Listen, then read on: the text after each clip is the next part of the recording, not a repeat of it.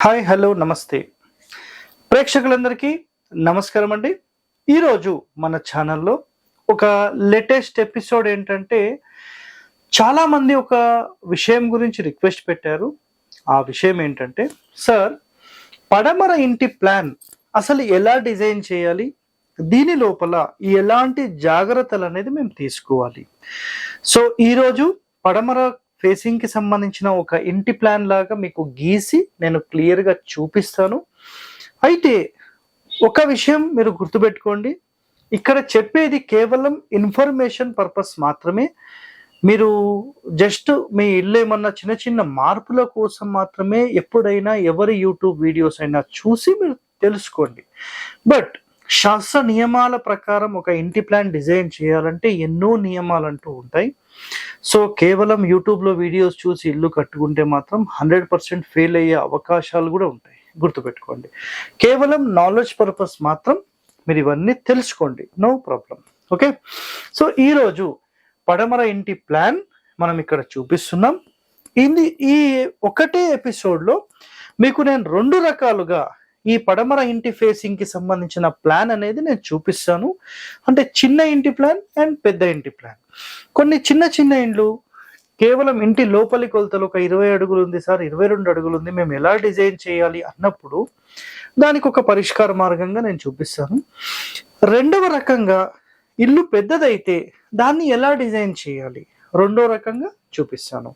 So ఇప్పుడు మీరు ఏదైతే ఇక్కడ ఈ వెస్ట్ ఫేసింగ్ రోడ్ చూస్తున్నారో ఇది ఎగ్జాంపుల్లో ఒక 40 అడుగులు ప్లస్ 60 అడుగులు అని అనుకుందాం. క్లియర్ సార్, మీరు చిన్నది అంటున్నారు సార్, వీడియో మొత్తం చూడండి మీకు అర్థమవుతుంది. సో ఇందులో మనం ఏం చేద్దామంటే ఒక హౌస్ నిర్మాణం, ఇది హౌస్ అనుకుందాం. సో దక్షిణంలో ఒక 4 అడుగులు, ఉత్తరంలో ఒక 4 అడుగులు, తూర్పులో ఒక 6 అడుగులు ఖాళీ వదులుదాం, మిగిలింది మొత్తం పడమరలో. గుర్తుపెట్టుకోండి, మనం ఏ రోడ్ ఫేసింగ్ తీసుకొని మెయిన్ డోర్ ఎక్కడ పెడతామో ఆ రోడ్ ఫేసింగే, ఆ డోర్ అపోజిటే ఎక్కువగా ఖాళీ స్థలం ఉండాలి. సో వీటన్నిటికీ సంబంధించిన శాస్త్ర ప్రమాణాలు గతంలోనే మన ఛానల్లో అప్లోడ్ చేయడం జరిగింది ఎపిసోడ్స్ వైజ్గా. నెక్స్ట్ ఎవరైతే చూడలేదో త్వరలో వాళ్ళ కోసం మళ్ళీ నేను అప్లోడ్ అనేది చేస్తాను. సో ఇవన్నీ చూడండి. ఓకే, ఖచ్చితంగా నైరుతిలోనే ఇల్లు కట్టాలి, పడమరలో ఖాళీ ఎలా పెడతారు, పడమరలో ఖాళీ పెట్టనేకూడదు, ఇవన్నీ 100% రాంగ్ అండి. ఇది ఒక్కటే మైండ్లో పెట్టేసుకోండి. క్లియర్? సో ఇందులో మొట్టమొదటిగా ఒకవేళ 4 అడుగులు 4 అడుగులు తీసేస్తే 40లో మన ఇల్లు అనేది 32 అడుగులు వచ్చింది ఎగ్జాంపుల్. ఓకే, 32 అడుగులు. ఒక ఇంటిని ఇట్లా 9 భాగాలుగా మనం డివైడ్ చేద్దాం. అయితే 9 భాగాలుగా, జస్ట్ ఎగ్జాంపుల్లో చెప్తున్నాను, 9 భాగాలుగా డివైడ్ చేద్దాం. సో మనకు ఈ విధంగా డివైడ్ చేసినప్పుడు ఖచ్చితంగా ప్రధాన ద్వారం ఎక్కడ రావాలంటే మధ్యస్థానంలోనే ప్రధాన ద్వారం రావాలి. సో ఇంకొక మాట గుర్తుపెట్టుకోండి, ఇక్కడ ద్వారాలు భార్యాభర్తలతో నేను కంపారిజన్ ఇస్తాను.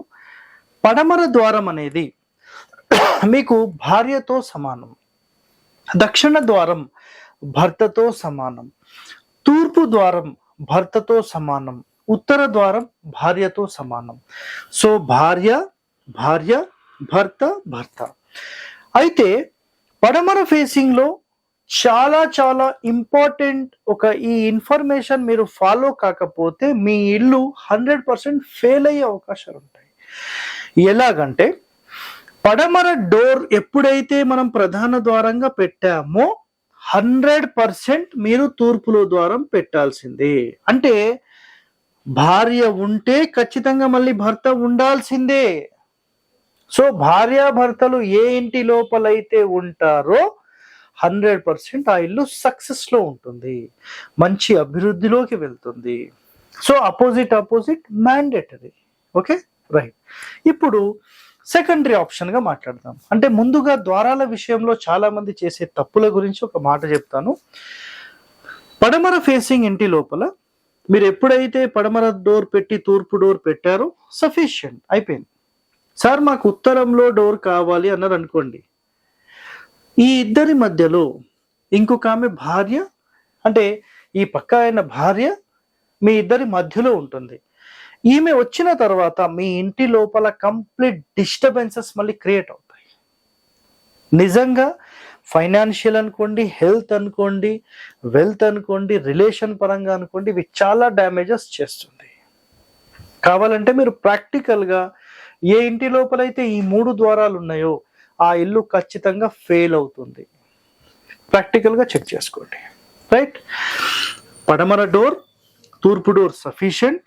ఒకవేళ సార్ మాకు ఈ 2 ద్వారాలతో పాటు ఈ ద్వారం కావాలి అని అన్నారనుకోండి, ఖచ్చితంగా దీని ఆపోజిట్ మళ్ళీ దక్షిణంలో డోర్ పెట్టండి. భార్య భర్త, భార్య భర్త, అయిపోయింది, అసలు ప్రాబ్లమే లేదు. ఇంకా 100% ఈ ఇల్లు ఎప్పటికీ ఆనందంగా ఉండిపోతుంది. ఎవరింటి లోపలైతే సార్ మేము కేవలం ఈ ఒక డోర్ మాత్రమే పెట్టామని అనుకున్నారు, దాని ఆపోజిట్లో మళ్ళీ డోర్ పెట్టండి. కేవలం భర్త ప్లేస్లో డోర్ పెడితే నో ప్రాబ్లం, కానీ ఆపోజిట్లో భార్య లేకుండా నడుస్తుంది. కానీ భార్య మాత్రమే ఉండకూడదు, ఖచ్చితంగా భర్తను మీరు మెయింటైన్ చేయాల్సిందే. క్లియర్? రైట్. ఇప్పుడు ప్లానింగ్ గురించి మాట్లాడేటప్పుడు మొట్టమొదటిగా మనం ద్వారాల గురించి మాట్లాడేసాం. ఈ ద్వారాల గురించిన ఎక్స్ప్లెనేషన్ క్లియర్గా మీకు చెప్పడం జరిగిపోయింది. ఇప్పుడు సెకండరీ ఆప్షన్లో ఈ నవగ్రహాల ఇల్లు అంటాం దీన్ని. ఇది 9x9 ఏకశితి వాస్తు పురుష మండలి అని మాట్లాడతాం.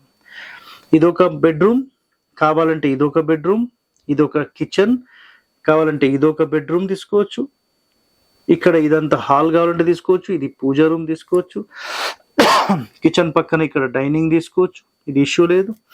సో ఈ విధంగా దీన్ని డిజైన్ చేసుకోవచ్చు మనం. అయితే సార్ మాకు టాయిలెట్స్ కావాలి, అటాచ్డ్ టాయిలెట్ ఒకటి కావాలి, కామన్ టాయిలెట్ ఒకటి కావాలి, మేము ఎట్లా చేయాలి సార్ దీంట్లో సెటప్ మాకు కొంచెం చెప్పండి అంటే, ఇక్కడ చూడండి, మాస్టర్ బెడ్రూమ్ అయితే ఇక్కడ క్లియర్ అయిపోయింది నైరుతిలో. ఓకే, ఒక బెడ్రూమ్ అయిపోయింది. దీని తర్వాత ఒక టాయిలెట్ తీసుకుంటాం, మధ్య సూత్రంలో రాకూడదు. ఓకే, అది ఇంపార్టెంట్. నెక్స్ట్ ఇక్కడి నుంచి ఒక బెడ్రూమ్, ఇట్లా ఒక బెడ్రూమ్ తీసుకుంటే కిచెన్ కొంచెం చిన్నగా చేసుకొని ఈ మధ్య సూత్రంలో కాకుండా ఈ మిగిలిన స్పేస్లోనే 2 టాయిలెట్స్ కానీ ఇక్కడ ఇంకో టాయిలెట్ కానీ ఏర్పాటు చేసుకోవాలి. అంటే బెడ్రూమ్ 2 టాయిలెట్స్, మళ్ళీ బెడ్రూమ్, లేదా bedroom 1 toilet, bedroom 1 toilet. Toilets ఈ రెండింటి మధ్యలో రావచ్చు, లేదంటే అటుపక్కకైనా రావచ్చు. జనరల్గా కిచెన్ పక్కన టాయిలెట్ అనేది 100% ఉండకూడదు. కాకపోతే ఈ కాలంలో ఆ మాట మనం మాట్లాడలేము. ఎందుకు అంటే ప్రతి ఇల్లు చాలా చిన్న చిన్న ఇల్లు తయారైపోయినాయి కాబట్టి అసలు దీని గురించి మనం మాట్లాడడమే వ్యర్థం. ఓకే, చిన్న ఇంటిలో ఇవన్నీ పాసిబిలిటీస్ లేవు. ఏ మహానుభావుడైతే కిచెన్ పక్కన అసలు టాయిలెట్ పెడతారా, బెడ్రూమ్ పెడతారా అని మాట్లాడతారో మీరు గుర్తుపెట్టుకోండి ఈ మాట. అసలు ఇంటి లోపల టాయిలెట్స్ ఉండొచ్చా అని ఫస్ట్ క్వశ్చన్ వేయండి. ఇంటి లోపల ఈ దరిద్రాన్ని మనం పెట్టకూడదు. కాకపోతే ఈ కాలంలో ఆ టాయిలెట్స్ లేకుండా మనం ఉండలేము కాబట్టి ఇవన్నీ మనకు తప్పవు. Okay, right. సార్ ఇప్పుడు ఇదంతా మీరు చెప్పారు, ఇది పెద్ద ఇల్లు కదా, సో మాకు చిన్న ఇంటి గురించి చెప్పండి అని మీరు మాట్లాడారు అనుకోండి, చాలా చాలా అద్భుతంగా దీన్ని ఇప్పుడు డిజైన్ చేస్తారు. చూడండి, ఈ 3 రూమ్స్ ఇప్పుడు లేవనుకుందాం. ఓకే, అప్పుడు ఈ 2 రూమ్సే ఉన్నాయి. ఈ 2 రూమ్సే ఉంటే అంటే ఒక 20-22 అడుగులు ఉందనుకోండి, కరెక్ట్ మధ్య సూత్రంలో మీరు గోడ కట్టకూడదు. ఇది ఒక్కటి మైండ్లో పెట్టుకోండి. అంటే ఇక్కడ చూడండి, మీరు ఇలా ఒక ఇల్లు తీసుకుంటే కరెక్ట్ సెంటర్ లైన్ ఇట్లా ఉంటే ఈ రూమ్ కరెక్ట్ ఈ లైన్ మీద రాకూడదు. అంటే పెద్దగైనా తీసుకోవాలి, లేదంటే ఈ రూమ్ పెద్దగైనా తీసుకోవాలి. ఇట్లా కరెక్ట్ సెంటర్ లైన్ మీద గోడను కట్టకూడదు. సో ఇలా డివైడ్ చేసినప్పుడు 20 అడుగులు అనుకోండి, ఒకటేమో 11.5 అడుగులు, ఇంకొకటి 8.5 అడుగులు, లేదంటే 11 అడుగులు 9 అడుగులు, అలా తీసుకోవచ్చు, నో ప్రాబ్లం. ఇప్పుడు ఇక్కడ గుర్తుపెట్టుకోండి, ఇలా తీసుకున్నప్పుడు ఈ రూమ్ యొక్క సెంటర్ డోర్ మనం ఏర్పాటు చేసి మళ్ళీ సేమ్ ఆపోజిట్ డోర్ తీసుకుంటాం. ఈ 3 రూమ్స్ లేవు, దీని గురించే మాట్లాడుతున్నాను. ఇదొక బెడ్రూమ్, ఇదొక బెడ్రూమ్, మళ్ళీ మధ్యలో ఒక టాయిలెటా 2 టాయిలెటా బేస్డ్ ఆన్ అడ్జస్ట్మెంట్స్, మళ్ళీ కిచెన్. ఈ విధంగా ఈ రూమ్స్ వచ్చేసినాయి. ఇక్కడి నుండి ఇదంతా కూడా ఒక హాల్ లాగా వచ్చేస్తుంది. ఇక్కడ డైనింగ్, ఇక్కడ పూజ, చిన్న కబోర్డ్ పెట్టేసుకుంటాం. సో ఆటోమేటిక్గా ఈ 3 రూమ్స్ లేకపోతే కిచెన్, 2 బెడ్రూమ్స్, 1 టాయిలెటా 2 టాయిలెటా బేస్డ్ ఆన్ అడ్జస్ట్మెంట్స్, ఇది కంప్లీట్ హాల్, ఇక్కడ dining with puja and door opposite door. So చాలా అద్భుతంగా ఈ డిజైన్ వచ్చేసింది. ఇది సింపుల్గా ఇక్కడ నేను చూపిస్తాను, ఒకసారి చూడండి. ఇది ఎట్లా వచ్చిందంటే ఇదొక బెడ్రూమ్, ఇదొక బెడ్రూమ్. ఇక్కడ ఒక 2 టాయిలెట్స్ వచ్చేసాయి. ఇది ఒక కామన్ టాయిలెట్, ఇది అటాచ్డ్. ఈ డోర్, ఇదొక మంచం, ఇదొక మంచం, ఇది కిచెన్. అంటే ఇదొక బెడ్రూమ్, మధ్యలో ఇక్కడ ఓపెన్ స్పేస్ ఇట్లా వచ్చి ఇట్లా వెళ్ళడానికి. ఇది డోర్ అండ్ ఇది మొత్తం ఇక్కడ వరకు హాల్. ఇక్కడ టీవీ పెట్టుకుంటారా, ఏం పెట్టుకుంటారా. మళ్ళీ ఆపోజిట్ ఇక్కడ డోర్, ఇక్కడ పూజ, ఇది డైనింగ్. సో ఈ విధంగా ఈ డిజైన్ వచ్చేసింది. Bedroom, 2 toilets, bedroom, kitchen. ఇది మొత్తం హాల్, డైనింగ్, మళ్ళీ డోర్ ఆపోజిట్ డోర్. ఈ విధంగా ఒక డిజైన్ ఇక్కడ చూపించాను. ఇప్పుడు పెద్దిల్లు అయితే సో ఇక్కడ సేమ్ డోర్ ప్లేస్మెంట్ మళ్ళీ సేమ్ ఉంటుంది. ఇదొక బెడ్రూమ్ అవుతుంది. మళ్ళీ ఈ హాల్ని ఇంత పెద్దదిగా తీసుకోవచ్చు, లేదంటే ఇక్కడ నుంచి ఇంత పెద్దదిగా హాల్ తీసుకోవచ్చు, లేదంటే ఇక్కడ నుంచి ఈ మొత్తమే హాల్ తీసుకోవచ్చు. మూలదాన్ని పూజ రూమ్ తీసుకోండి, ఇక్కడనేమో డైనింగ్ తీసుకోండి, ఇక్కడ నుంచి ఇక్కడ వరకే హాల్ తీసుకోవచ్చు. అప్పుడు ఇదొక బెడ్రూమ్, ఇదొక బెడ్రూమ్, లేదంటే ఇదొక బెడ్రూమ్, ఇదొక బెడ్రూమ్, 1, 2, 3 బెడ్రూమ్స్, లేదా ఓన్లీ 2 బెడ్రూమ్స్, పెద్ద కిచెన్, పెద్ద డైనింగ్. కావాలంటే దీన్ని మొత్తం మీరు ఒక బెడ్రూమ్ లాగా, ఇక్కడ పూజ రూమ్ లాగా, ఇది మొత్తం హాల్ లాగా, ఇది సిట్అవుట్ లాగా, ఇది ఓన్లీ సిట్అవుట్ అవుతుంది. ఓకే, ఇది సిట్అవుట్ లాగా క్లియర్ అవుతుంది. ఇందులోనే మీకు సెప్టిక్ ట్యాంక్ అండ్ టాయిలెట్స్ అయిపోయినాయి. Septic tanks and water tanks కూడా చెప్తాను, గుర్తుపెట్టుకోండి. పడమర ఫేసింగ్ కి సంబంధించి ముందుగా మనం మెట్లు డిజైన్ ఇక్కడ చేసుకుందాం. మెట్లు డిజైన్ చేసుకుంటే మనకు నైరుతిలో మెట్లు అనేవి క్లాక్ వైజ్ ఎక్కినా, యాంటీ క్లాక్ వైజ్ ఎక్కినా, అంటే గుర్తుపెట్టుకోండి, ఒక ఇంటి మెయిన్ డోర్ కి రైట్ సైడ్ లో మనం బయట నుంచి చూసినప్పుడు రైట్ సైడ్ లో మెట్లు ఉంటే ఇది clock or anti clockwise మీరు ఏది తీసుకున్నా పైకి ఎక్కిన తర్వాత క్లాక్ వైజ్ లోనే మనం లోపలికి ఎంటర్ అవుతున్నాం. సో ఆటోమేటిక్ గా ఇది మీకు ఒక పూర్ణ బాహు ప్రవేశాన్ని ఇది క్రియేట్ చేసేసింది. సో ఎలాంటి ఇష్యూస్ అనేవి లేవు. So clear. ఇప్పుడు ఇందులోపల గమనిస్తే గనక మనము సెప్టిక్ ట్యాంక్ ఎక్కడ పెట్టాలని అడిగినప్పుడు స్థలం మొత్తంలో 2 భాగాలు డివైడ్ చేయాలి. అంటే 9 భాగాలు డివైడ్ చేసి 2 వదిలేసేసి 3వ స్థానం నుంచి పెట్టుకోవచ్చు. బట్ ఇంటి మూల మళ్ళీ సెప్టిక్ ట్యాంక్ మూల కాకూడదు. అప్పుడు ఏం చేస్తాం, ఇంటి మూల నుంచి ఒక భాగం వదిలి ఇక్కడ సెప్టిక్ ట్యాంక్ మెయింటైన్ చేస్తాం. మళ్ళీ సెంటర్లో డోర్ ఉంది కాబట్టి ఈ డోర్కి కుడివైపుగా సంపు, ఇక్కడ సంపు, ఇక్కడ సెప్టిక్ ట్యాంక్. ఇంటి వెనకాల ఎప్పుడు కూడా సెప్టిక్ ట్యాంక్స్ కానీ సంపులు కానీ ఇవన్నీ పెట్టకూడదు. ఎప్పుడైనా గుర్తుపెట్టుకోండి, ఇది వెరీ వెరీ ఇంపార్టెంట్. ఈరోజు వరకు మీరు ఎక్కడ విని ఉండరు. మనం ఫ్రంట్ అంటే మనం ఎంత స్ట్రాంగ్ ఉండాలి అంటే మన బ్యాక్ బోన్ స్ట్రాంగ్ ఉండాలి. అలాగే మన ఫ్రంట్ ఫేసింగ్ ఏదైతే పడమర ఉందో దీని యొక్క బ్యాక్ బోన్ అనేది మనకు తూర్పు అవుతుంది. సో ఒకవేళ తూర్పులో మీరు గుంతలు పెట్టినా, సంపులు కట్టినా, సెప్టిక్ ట్యాంకులు కట్టినా ఇది మీ బ్యాక్ బోన్ ని వీక్ చేస్తుంది. కాబట్టి ఎట్టి పరిస్థితుల్లో కూడా ఇలాంటి గుంతలు ఇక్కడ మెయింటైన్ చేయకండి. బోర్ ఇక్కడ యాక్సెప్టెడ్, పర్వాలేదు. కానీ సెప్టిక్ ట్యాంక్ సంప్ మాత్రం ఖచ్చితంగా ఉత్తరంలోనే రావాలి. ఇదొక్కటి మాత్రం మైండ్లో పెట్టేసుకోండి.